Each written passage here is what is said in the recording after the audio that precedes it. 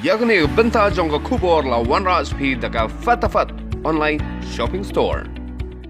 Uba hek menteri kakot kakia jong jela meglia hener sengi ka khalai tarik unai tung ula pentip ru baka Keating road ka Dei Kawei na ki Jaka ka badon Jingma Bha namar kitu ki Ngut kibana Keating road kibalet sya ka jinget ho syapatna lalap baka test ka jong ki kalong positif.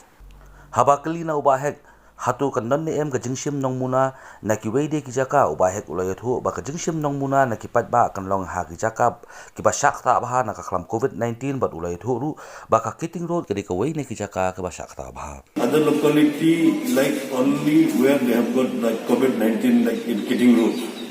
Keating road also is one of the place where it is the very vulnerable today.